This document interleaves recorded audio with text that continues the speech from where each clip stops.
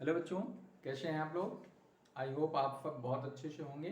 ठीक है, आज आप लोगों के लिए एक नया चैप्टर क्लास 11th का स्टार्ट कर रहे हैं, जो मैथमेटिक्स का बहुत ही अत्यधिक इम्पोर्टेंट चैप्टर है। और उस चैप्टर का नाम है ट्रिग्नोमेट्री, त्रिकोणमिति। क्लास 11th का तीसरा चैप्टर है। ठीक है, ये अपने आप में बहुत ही महत्वपूर्ण चैप्टर है। तो सबसे पहले हम जानते हैं कि त्रिकोणमिति होती क्या है, व्हाट इज ट्रिग्नोमेट्री। तो हम इसके बारे में 9th क्लास में, कुछ 10th क्लास में ऑलरेडी इंट्रोडक्शन हो चुका है, फिर भी हम बहुत ही इनिशियल से इसके बारे में आपको बताते हैं। ठीक है, ट्रिग्नोमेट्री इंग्लिश में अगर हम बात करें तो ये दो ग्रीक वर्ड से मिलकर बना है। ठीक है, एक वर्ड है ट्राइगोनॉन और दूसरा है मेट्रॉन। ये दोनों वर्ड जो है ग्रीक वर्ड है। तो ट्राइगोनॉन का मतलब क्या है? तीन कोणों वाली आकृति, तीन कोणों वाली आकृति। ठीक, a shape which made are covered by three sides, three angle, make three angles। ठीक है, और मेट्रॉन का मतलब है मीजरमेंट या मीजर करना। हिंदी में अगर हम बात करें तो हिंदी में इसको त्रिकोणमिति कहते हैं, और ये दो शब्दों से मिलकर बना है, त्रिकोण और मिति। त्रिकोण का मतलब है त्रिभुज, यानी तीन भुजाओं वाली आकृति, तीन कोणों वाली आकृति। ठीक है, और मिति का मतलब है मापन करना, मेजरमेंट करना। तो इसका तात्पर्य ये हुआ कि मैथमेटिक्स में ट्रिग्नोमेट्री वो शाखा है मैथमेटिक्स की जिसमें हम त्रिभुज के अवयवों के बारे में स्टडी करते हैं। We study about the a component of triangle, an element of triangle, और उनके बीच के जो रिलेशंस हैं उनको हम इसमें स्टडी करते हैं। तो मैथमेटिक्स में यू कह सकते हैं कि trigonometry is the branch of mathematics which deals the study which deals the measurement of element of triangle and the relation between its elements। ठीक है, एलिमेंट्स क्या है? एंगल है और साइड्स हैं। भुजाओं और कोणों में संबंध हम इसमें स्टडी करते हैं। ठीक है, और दूसरी चीज है कि ट्रिग्नोमेट्री में सबसे बड़ा जो इंपॉर्टेंस है, ये इसकी हेल्प से इंजीनियर्स जो है वो बड़े बड़े चौड़े सरोवर की चौड़ाई, नदियों की चौड़ाई, समुद्र की चौड़ाई और ऊंचे ऊंचे पहाड़ों, हिल्स की ऊंचाई ज्ञात करने के लिए इंजीनियर्स जो है इस ब्रांच का यूज करते हैं, ट्रिग्नोमेट्री का यूज करते हैं, ट्रिग्नोमेट्रिक रेशियो का यूज करते हैं। तमाम सर्वेइंग इंस्ट्रूमेंट्स हैं। सेक्सटेंट एक इंस्ट्रूमेंट होता है, सर्वेइंग टेप होता है, मेजरिंग टेप होता है, जिसकी हेल्प से इंजीनियर्स ये जो बिल्कुल इनकन्वीनियंट वर्क होता है, असुविधाजनक कार्य होता है, उनको भी ट्रिग्नोमेट्री की हेल्प से बहुत ही आसानी से कर सकते हैं, कर लेते हैं। ठीक है, तो ये मैथमेटिक्स की बहुत ही इंपॉर्टेंट ब्रांच है और इसी के बारे में हम स्टडी करते हैं। तो यहां पर सबसे पहली चीज जो है वो है ट्राइगोनॉन का मतलब तीन कोणों वाली आकृति, और मेट्रॉन का मतलब मीजर यानी मापन। ठीक है, त्रिकोण सेम वही अर्थ है, मिति मीजर। ठीक है, मापन करना। तो इसी की स्टडी हमें यहां पे करना है। ठीक है, तो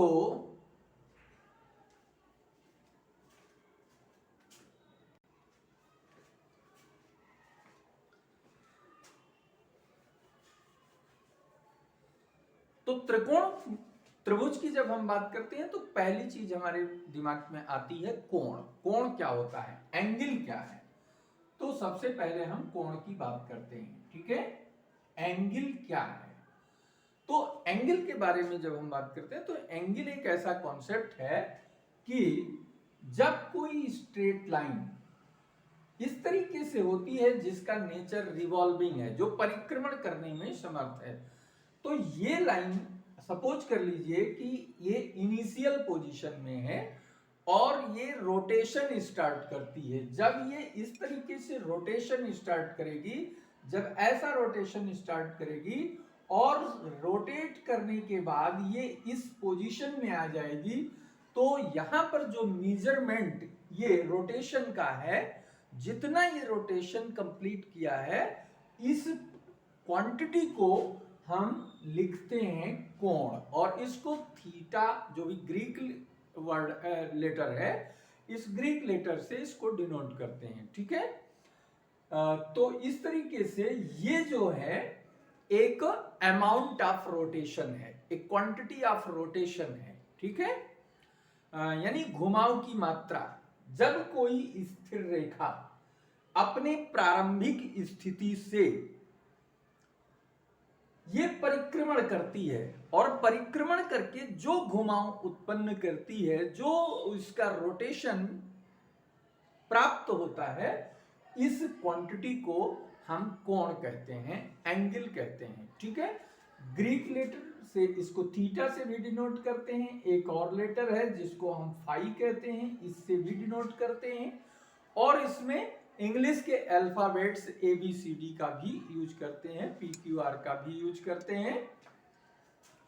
तो ये साइड जो होती है इसको आदि भुजा कहते हैं या प्रारंभिक भुजा कहते हैं। ये प्रारंभिक भुजा है, ठीक है। और ये जो है ये अंतिम भुजा है, ये टर्मिनल साइड कहलाती है ये। और जो बीच का यहाँ पर फिक्स पॉइंट है जिसके चारों ओर ये रेखा घूमने के लिए स्वतंत्र होती है, इसको हम शीर्ष कहते हैं। क्या कहते हैं? शीर्ष। इंग्लिश में इसको वर्टेक्स कहते हैं। तो मुख्य रूप से अगर हम देखें तो त्रिभुज जो कोण होता है, कोण के 3 अंग हो गए, ठीक है। एक तो हो गया शीर्ष जो कॉमन पॉइंट है, और एक आदि भुजा है, दूसरा अंतिम भुजा है। इसको जो है इनिशियल लाइन कहते हैं और इसको टर्मिनल लाइन कहते हैं, या इनिशियल साइड कहते हैं, इसको टर्मिनल साइड कहते हैं, ठीक है। तो इस तरीके से ये जो है एंगल है, ये कोण है, यानी घुमाव की मात्रा एक समतल में एक बिंदु पर जब कोई रेखा अपनी प्रारंभिक स्थिति से और थोड़ा जो भी रोटेशन करती है, जो भी घुमाव पैदा करती है, उसको एंगल कहते हैं, ठीक है। जैसे मान लीजिए कि ये जो है किताब है। अब ये किताब प्रारंभिक स्थिति में, ये जो इसका पेज है या इसका कवर है या इतने पेज हैं, तो ये क्या है? ये प्रारंभिक स्थिति में है। और जब ये प्रारंभिक स्थिति से थोड़ा सा अपनी इस पोजीशन में आते हैं तो इनके बीच थोड़ा सा घुमाव आ गया, थोड़ा झुकाव आ गया। और जितना झुकाव या घुमाव इन्होंने उत्पन्न किया है, इसका मापन अगर करें तो इस मापन को ही हम कोण कहते हैं, ठीक है। और यहां पर ये जो है ये कहलाएगी अंतिम भुजा, और जब प्रारंभिक स्थिति में थी तो ये हो गया इसका प्रारंभिक भुजा, ठीक है। तो अब बात आती है कि कोण जो है वो कितने प्रकार के, मेनली यहां पर हम देखते हैं तो कोण 2 प्रकार का होता है। एक है धनात्मक कोण, पॉजिटिव एंगल, और दूसरा है ऋणात्मक कोण, नेगेटिव एंगल, ठीक है, नेगेटिव एंगल। अब ये क्या है और इनको कैसे पहचाने, तो आप ध्यान रखिए,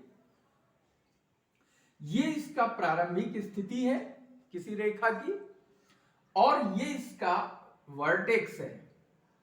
जब ये रेखा अपनी प्रारंभिक स्थिति से घड़ी के चलने की, घड़ी के सुई के चलने की विपरीत दिशा में घूमती है, ये घड़ी है, इसमें यहाँ पे सपोज कर लो 3 है, यहाँ 12 लिखा है, यहाँ 6 लिखा है, यहाँ 9 लिखा है। जब कोई सुई इस पोजीशन में होती है और यहां से इस डायरेक्शन में चले, ऐसे चले, तो इसको वास्तविक डायरेक्शन क्या है इसकी, ये इधर चलती है, ठीक है, ये क्लॉकवाइज डायरेक्शन कहलाता है, दक्षिणावर्त कहलाता है। और जब उसके उल्टी चलती है, इसकी डायरेक्शन इसके उल्टी डायरेक्शन में होता है, तो उसको वामावर्त या अंग्रेजी में एंटी क्लॉकवाइज कहते हैं। तो जब ये एंटी क्लॉकवाइज डायरेक्शन में घूमेगी तो इस कंडीशन में जो कोण बनेगा उसको पॉजिटिव एंगल कहा जाएगा। क्या कहा जाएगा? Positive angle. और यही अगर ये इसके जस्ट अपोजिट ऐसे रोटेट हो रहा है क्लॉकवाइज, यानी in the direction of needles of या हैंड ऑफ मिनट हैंड या आवर हैंड या second hand direction, movement direction, ठीक है। तो इसकी डायरेक्शन में जब ये चलेगा तब इसको हम क्या कहेंगे? क्लॉकवाइज। और क्लॉकवाइज डायरेक्शन में जब ये रोटेशन होगा तो इसको हम क्या कहेंगे? इसको नेगेटिव कहेंगे, ठीक है, ये एंगल नेगेटिव हो जाएगा। तो इस डायरेक्शन में जो मेजरमेंट आएगा वो माइनस थीटा के रूप में होगा, और जब एंटी क्लॉकवाइज रोटेशन होगा तो वो पॉजिटिव एंगल कहलाएगा या पॉजिटिव थीटा कहलाएगा। तो ये सिस्टम आपको सदैव याद रखना है कि इस तरीके से अब इसमें जैसे जैसे इसका रोटेशन बढ़ेगा एंगल का अमाउंट बढ़ता जाएगा। जैसे मान लीजिए कि यहां पर ऐसा इनिशियल पोजीशन इसकी ये है कि ये डायरेक्शन OX की डायरेक्शन में है और ये लाइन OA यहां से स्टार्ट करती है, रोटेशन करके जब ये यहां पहुंचती है तो यहां पे सम पॉजिटिव एंगल बनाएगी और ऊपर जाएगी, जब यहां पहुंचेगी ये A' की कंडीशन में तो ये 90 डिग्री का एंगल बनाएगी, ठीक है। और यहां से फिर ये और आगे बढ़ेगी, तो जैसे जैसे ये आगे बढ़ती जाएगी वैसे वैसे इसका एंगल इंक्रीज होता जाएगा।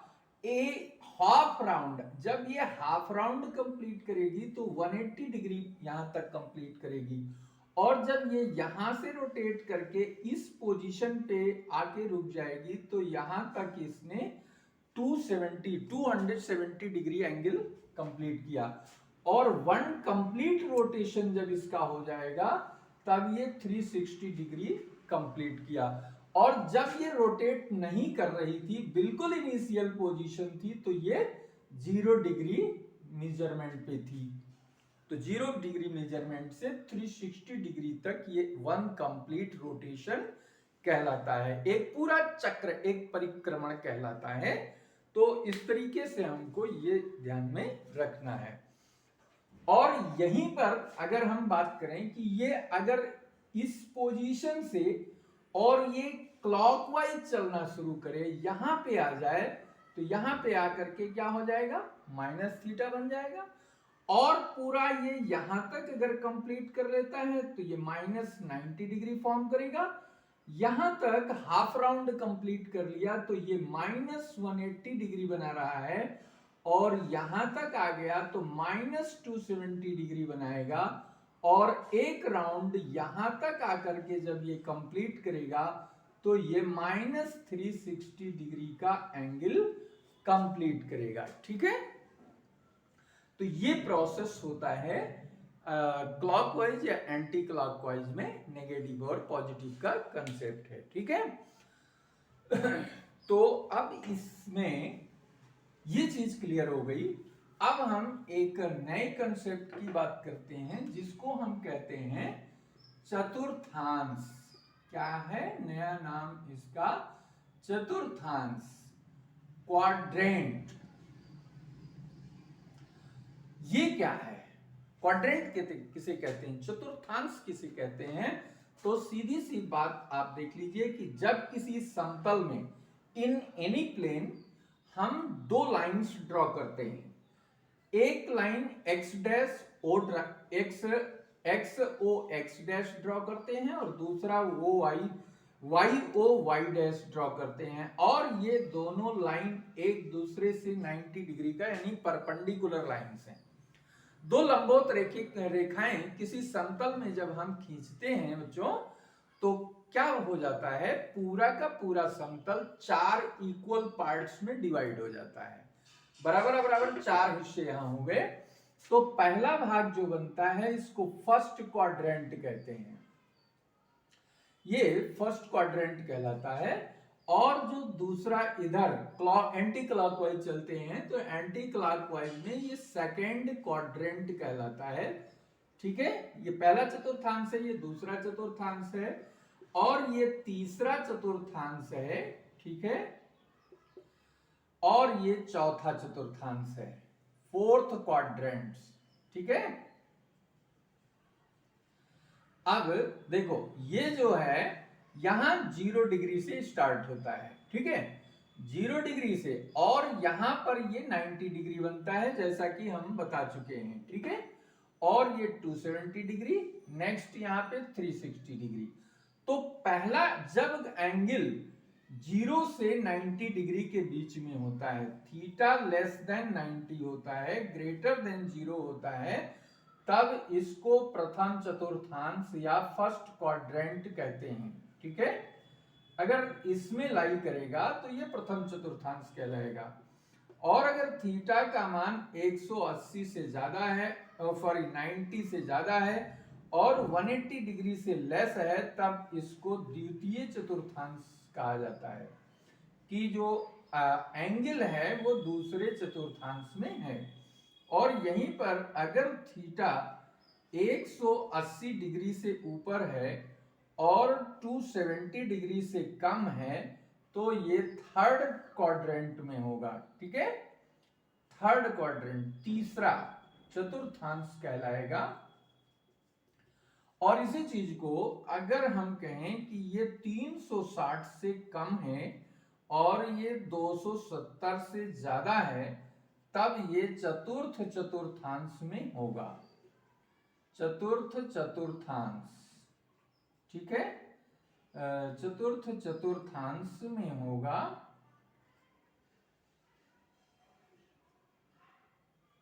चतुर्थांश। ठीक है, फोर्थ क्वाड्रेंट। तो अब अगर आपसे पूछा जाए कि 45 डिग्री कहां पड़ेगा, तो सीधे सीधे आप बता सकते हैं कि ये पहले क्वाड्रेंट में है। अगर आपसे पूछा जाए 135 डिग्री किस चतुर्थांश में है, तो 90 से ऊपर है और 180 से कम है, तो ये सेकंड में आएगा। अगर आपसे कहा जाए 265 डिग्री कहां पड़ेगा, तो ये 270 से कम है और 180 से ज्यादा है, तो ये थर्ड क्वाड्रेंट में आएगा। अगर आपसे पूछा जाए 315 डिग्री कहां पड़ेगा, किस चतुर्थांश में आएगा, तब आप सीधे सीधे कह सकते हैं कि ये 270 से ज्यादा है, 360 से कम है, इसलिए ये चौथे चतुर्थांश में होगा। ठीक है, तो इस तरीके से हम कोणों का एग्जिस्टेंस किस क्वाड्रेंट में है, ये कॉन्सेप्ट हम इसमें ये सीख सकते हैं। ठीक है, तो इसको रफ कर देते हैं। क्वाड्रेंट के बाद अब हम एक नए कॉन्सेप्ट पे आते हैं कि मेजरमेंट ऑफ एंगल, एंगल का मापन कैसे करें। ठीक है, किसी भी चीज को जब तक हम मापन नहीं करेंगे, उसको नाप कर जो है कंफर्म नहीं करेंगे, तब तक हम उसके बारे में कुछ नहीं कह सकते हैं। ठीक है, जैसे मान लो अगर आप किसी मार्केट में किसी शॉप पर जाते हैं, दुकान पर, और कोई चीज आपको लेनी है, तो आप जब तक मात्रा दुकानदार को नहीं बताएंगे तब तक वो कैसे देगा आपको। जैसे मान लीजिए आप पल्स लेने गए, दाल लेने गए, तो जब दाल लेने जाएंगे तो वहां दुकानदार से क्या कहेंगे, हमको 2 किलो दाल दे दीजिए, या हमको 5 किलोग्राम दाल दे दीजिए, या हमको 20 किलोग्राम दाल दे दीजिए। ठीक है, अगर आपसे कोई समय पूछता है तो आप कहेंगे 2:05 हुए हैं, या 2 किसी कार्य के करने का अगर समय पूछा जाए कि आप इस कार्य को कितने समय में कर लेंगे, तो आप कहेंगे 1 घंटे में ये कार्य हो जाएगा। दूसरा उसी चीज को कहता है कि नहीं 1 घंटे 15 मिनट में इस कार्य को कर देंगे। नहीं, तीसरा कहता है ये कार्य में 45 मिनट में कर दूंगा। ठीक है, तो उसका इकाई जब तक उसका मात्रक हमको नहीं पता होगा, तब तक हम किसी क्वांटिटी को कंफर्मली मेजर नहीं कर सकते हैं या उसके बारे में हम बता नहीं सकते हैं। तो कोणों के मापन के लिए यहां पर 3 पद्धतियां बताई गई हैं। There are 3 systems of measurement of angle. 3 पद्धतियां हैं और उन पद्धतियों में, ठीक है, 3 पद्धतियां हैं कोण मापन की 3 पद्धतियां हैं। ठीक है, पहली पद्धति है साष्टिक पद्धति। इसको सेक्साजेसिमल सिस्टम कहते हैं।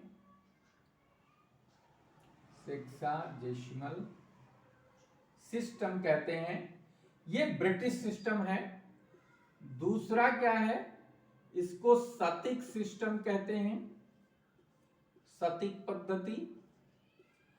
और तीसरा है सेंटेसिमल सिस्टम।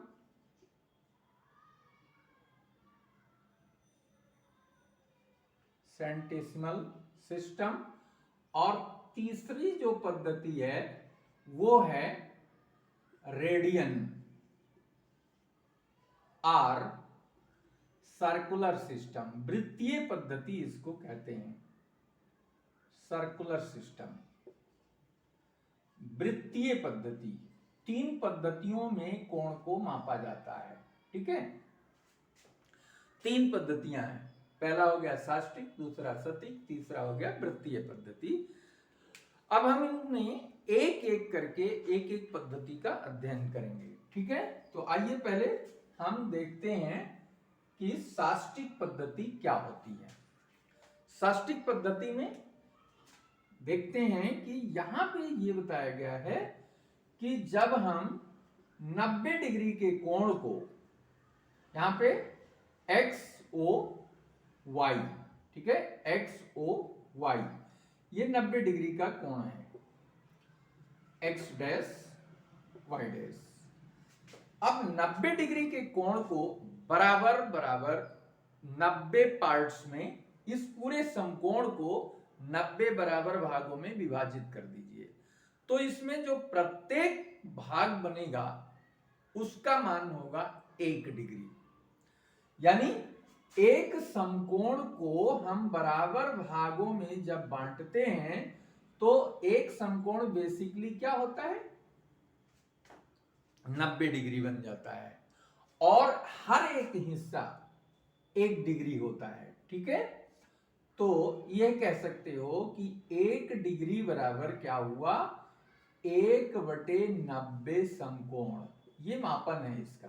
ठीक है, यानी किसी समकोण के, किसी राइट एंगल के 90वें भाग को 1 डिग्री कहते हैं। ठीक है, समझ में आ गई बात ना। तो ये है, लेकिन अब जो 1 डिग्री आया है, 1 डिग्री को बराबर 60 भागों में अगर हम बांटते हैं तो उसमें प्रत्येक भाग को 1 मिनट कहेंगे और इसको कहेंगे 1 डिग्री बराबर 60 मिनट। और इसको प्रदर्शित करेंगे इस तरीके से, 60 के बाद ऊपर डैश लगा दिया जाता है। एक बार डैश लगेगा तो मिनट प्रदर्शित करेगा। और 1 मिनट के कोण को 60 बराबर इक्वल पार्ट्स में या इक्वल पार्ट्स में डिवाइड करेंगे, तब उसको हम प्रत्येक भाग जो उसका आएगा, प्रत्येक भाग को क्या कहेंगे, एक नया नाम सेकंड। मिनट से छोटा है सेकंड, तो 1 मिनट बराबर लिखते हैं 60 सेकंड और इसको 60 के बाद डबल डैश लगा देते हैं। ठीक है, तो अगर ऊपर इस तरीके का साइन है तो वो डिग्री है, इस तरीके का साइन है तो मिनट है, और इस तरीके का साइन है तो वो सेकंड है। तो कहने का मतलब एक समकोण में 90 डिग्री, 1 डिग्री में 60 मिनट और 1 मिनट में 60 सेकंड होता है। इस तरीके से छोटी यूनिट और बड़ी यूनिट इसमें डिसाइड की गई हैं। इस पद्धति को शास्त्रीय पद्धति कहते हैं। ठीक है ना। अब यहां पे दूसरी पद्धति की बात करते हैं। दूसरी पद्धति क्या है? सतिक पद्धति। सतिक पद्धति में यह है कि एक समकोण को जब 100 बराबर भागों में बांटा जाता है तो प्रत्येक भाग को एक नया नाम दिया जाता है, कोटि। और कोटि को शॉर्ट में ग्रेड या इंग्लिश में ग्रेड कहते हैं। तो एक समकोण बराबर क्या हो गया? 100 ग्रेड। और एक ग्रेड को पुनः 100 बराबर भागों में बांटते हैं, तब उसको हम कहते हैं 1 मिनट। यानी एक ग्रेड बराबर होता है 100 मिनट। और फिर 1 मिनट को 100 बराबर भागों में बांटते हैं, तब इसको कहते हैं second.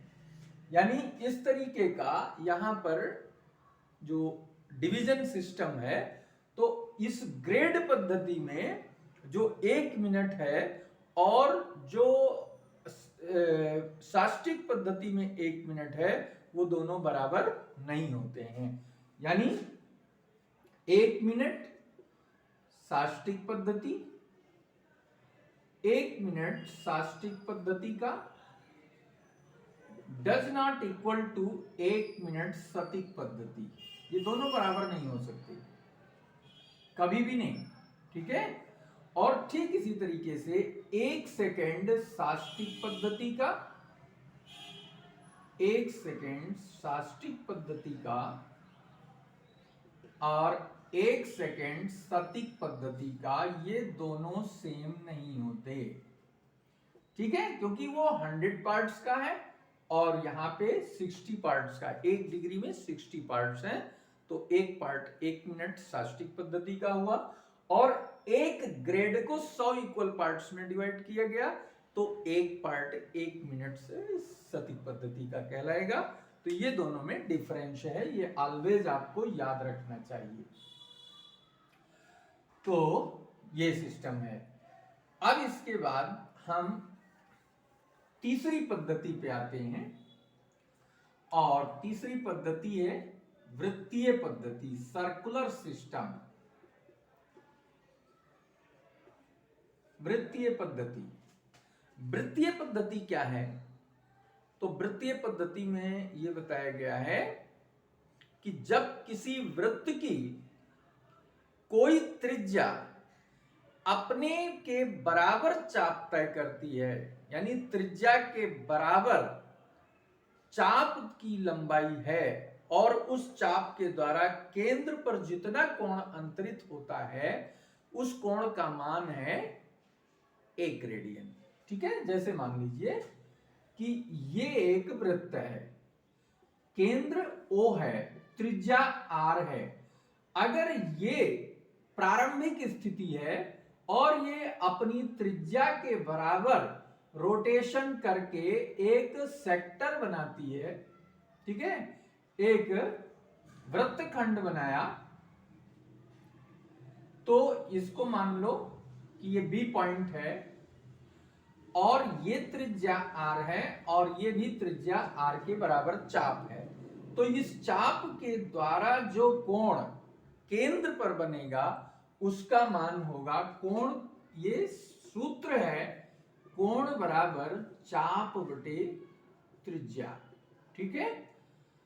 Theta is equal to S upon R। तो यस कितना है? ये एस ए बी है, एस ए बी की लंबाई, और ये R। तो ए बी कितना है? R, और ये भी R, ये दोनों कैंसिल हो गया। कितना बचा? 1। इसको कहते हैं रेडियन। थीटा का मान 1 रेडियन आया।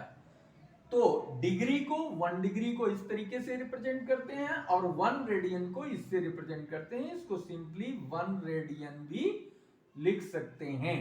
ठीक है, तो ये कहलाता है रेडियन। अब देखो यहां पर जैसे ये इसका व्यास है, अगर ये रेखा, ये त्रिज्या इसकी OA यहां से घूमती हुई परिक्रमण करती हुई A डैश तक आ जाती है, तो ये पूरा क्या हो गया, अर्धवृत्त का ये परिमाप हुआ। अब यहां पे अगर हम देखें तो कोण कितना बना, कोण बराबर यहां हो गया चाप AA डैश बटे R। अब ये अर्धवृत्त है, अर्धवृत्त का परिमाप कितना होता है, पाई R, और त्रिज्या R, ये कैंसिल हो गया तो ये कितना हो गया, पाई हो गया। इसको पाई रेडियन कहते हैं। ऐसे एक पूर्ण चक्कर में, एक पूरा चक्कर अगर ये लगा लेता है तो कोण कितना बनेगा, एक पूरे चक्कर में कोण थीटा का मान ये वृत्त का परिमाप हो जाएगा, परिमाप और बटे त्रिज्या R, तो टोटल इसका परिमाप परिधि का परिमाप कहलाएगा। ठीक है, तो इसको वृत्त का परिमाप यानी परिधि और बटे त्रिज्या, इसको कैंसिल किया तो कितना आया, 2 पाई रेडियन। यानी आधा चक्कर जब कंप्लीट किया तो पाई रेडियन बनाया और एक पूरा चक्कर कंप्लीट किया तो 2 पाई रेडियन बनाया। तो इस तरीके से ये रेडियन मेजरमेंट हुआ। ठीक है, रेडियन क्या है, जब कोई त्रिभुज की जब कोई वृत्त की एक त्रिज्या अपनी प्रारंभिक स्थिति से त्रिज्या के बराबर चाप अंतरित करती है तो उस चाप के द्वारा केंद्र पर बनाया गया कोण 1 रेडियन मात्रा का होता है। ठीक है, तो ये है। अब इन पद्धतियों में जो हमने सीखा है, 3 पद्धतियों में, इनमें वास्तव में संबंध क्या है, तो संबंध में आप डिग्री यानी अंश और रेडियन में क्या संबंध है ये हम यहां पे पढ़ेंगे। यहां पर इन दोनों का संबंध देखना बहुत इंपॉर्टेंट है। देखिए, हमने ये पढ़ा कि जब कोई परिक्रमी रेखा अपने प्रारंभिक स्थिति से पूरा एक चक्कर लगा लेती है तो उस स्थिति में कितना कोण बनाती है, तो आपको मालूम हो गया है कि 360 डिग्री का कोण बनाती है। और रेडियन में भी हमने पढ़ लिया है कितना बनाता है, 2 पाई बनाता है। तो चूंकि 2 पाई बराबर होता है 360 डिग्री, इसलिए पाई रेडियन का मान हो गया 360/2 यानी 180 डिग्री हो गया। ठीक है, अब यहां से आप रिलेशन बना सकते हैं कि 1 रेडियन बराबर हो गया 180 डिग्री बटे पाई। ये इन दोनों में रिलेशन हो गया। ठीक है, ये डिग्री में आ गया। और इसी चीज को हम अगर रेसिप्रोकल करें तो चूंकि 180 डिग्री का मान पाई रेडियन है, इसलिए 1 डिग्री का मान पाई बटे 180 रेडियन हो जाएगा। बात क्लियर हो गई ना, बहुत स्पष्ट चीज है। तो अगर इससे हमें यह क्लियर होता है कि अगर डिग्री को रेडियन में चेंज करना है, रेडियन में परिवर्तित करना है, बदलना है, तो परिवर्तित करने के लिए डिग्री को रेडियन में परिवर्तित करने के लिए क्या करेंगे, पाई अपान 180 से गुणा करेंगे। ठीक है, गुणा करते हैं जैसे देख लेते हैं 60 डिग्री है और इसको रेडियन बनाना है, तो 60 गुणे पाई बटे 180 से गुणा करेंगे तो ये 6 त्रिक 18, ये पाई बाई 3 रेडियन में आ जाएगा। 90 डिग्री है तो इसको 90 गुणे पाई अपॉन 180 करेंगे, ये कैंसिल हो जाएगा और ये बचेगा 9 दूनी 18 पाई बाई 2। ऐसे ही 45 डिग्री को तो ये पाई अपॉन 180 गुणे 45, इसको सॉल्व करेंगे तो आएगा पाई बाई 4। इस तरीके से आप कुछ भी 135 डिग्री है, 135 को पाई अपॉन 180 से मल्टीप्लाई करेंगे तो ये बन जाएगा 3 पाई बाई 4। इस तरीके से कोई भी डिग्री का जो मेजरमेंट है उसको हम बड़ी आसानी से रेडियन की पद्धति में सर्कुलर सिस्टम में बदल सकते हैं। बस सिर्फ एक चीज याद रखना है कि पाई अपॉन 180 से हमको गुणा करना है, ठीक है। अब हम देखते हैं कि अगर कोई चीज रेडियन में दिया है और उसको हमें परिवर्तित करना है डिग्री में, तो हम कैसे परिवर्तित करें। अब देखो बच्चों, बहुत मजेदार और बहुत आसान चीज है कि हमें रेडियन को डिग्री में चेंज करना है। रेडियन को डिग्री में चेंज करना है, डिग्री यानी अंश में बदलने के लिए यह चीज बिल्कुल याद रखिए कि यहां पर 180 बटे पाई से गुणा करना है, ठीक है, या गुणा करते हैं।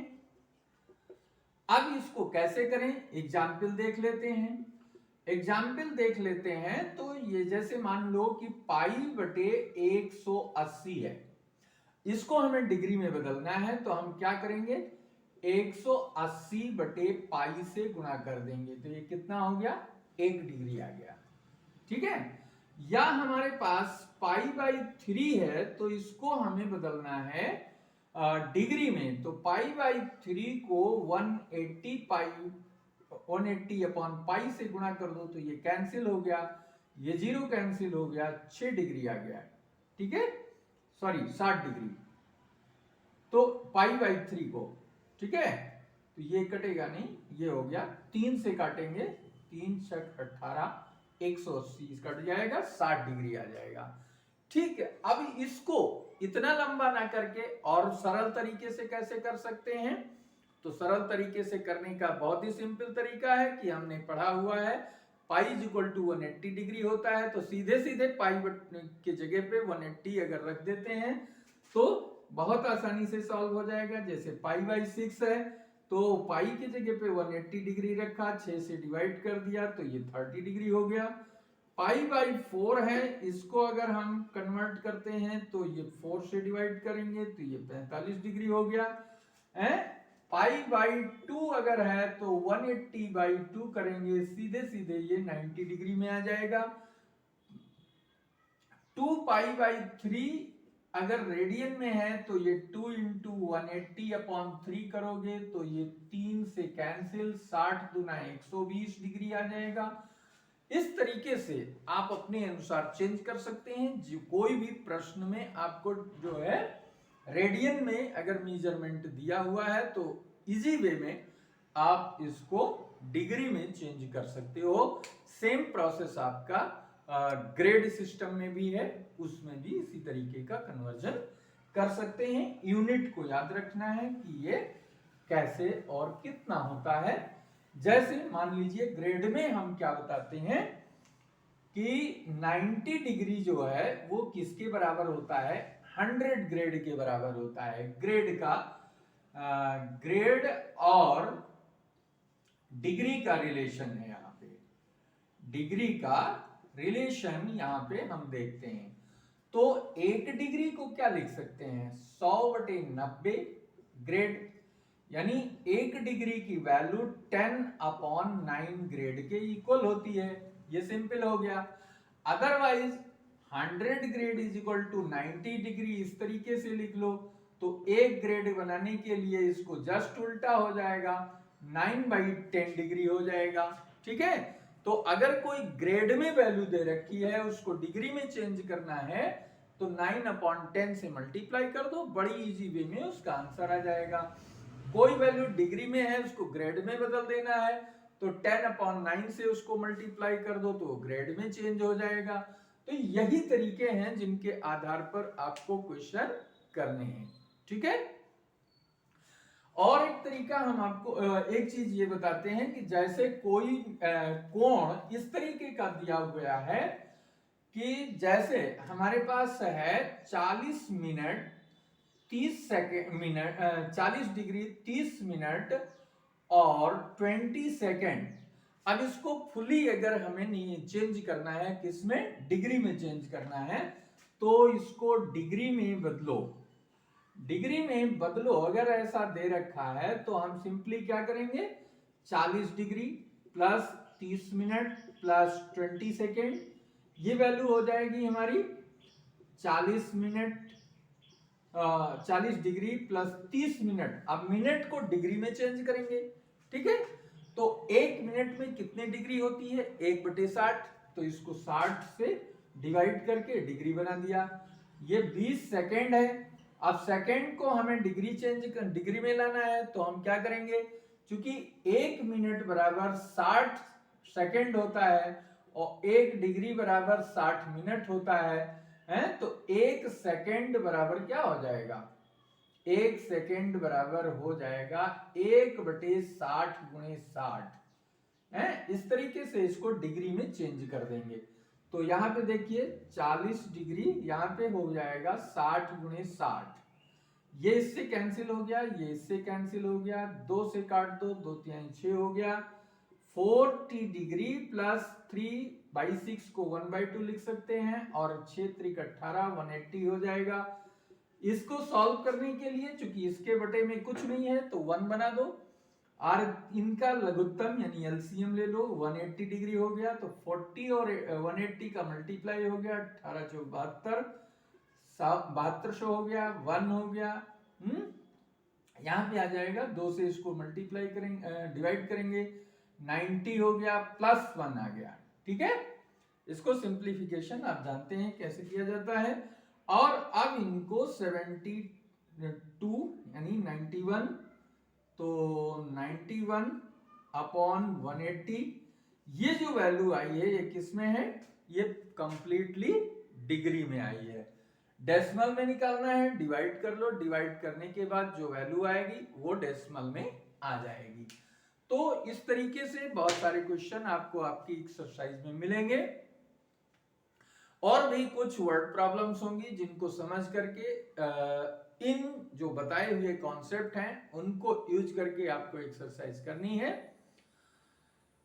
तो मुझे ये पूरी उम्मीद है कि ये हमने जो भी एक्सप्लेन किया है इस वीडियो में वो आपको बहुत अच्छे तरीके से समझ में आ जाएगा और आ गया होगा। ठीक है, तो इस वीडियो को जितने भी लोग देख रहे हैं, जो भी स्टूडेंट्स इसको देख रहे हैं इस वीडियो को, वह सभी इस वीडियो को लाइक कर दें, लाइक करना मत भूलें।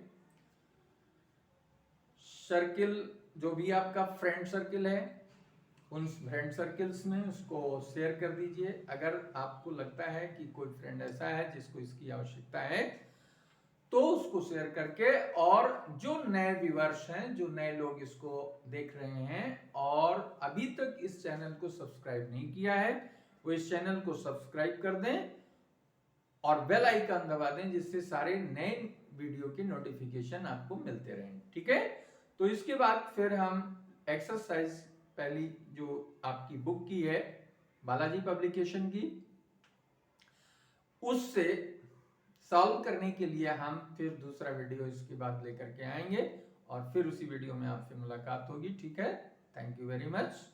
स्वस्थ रहिए, मस्त रहिए, ये मेरी शुभकामना है।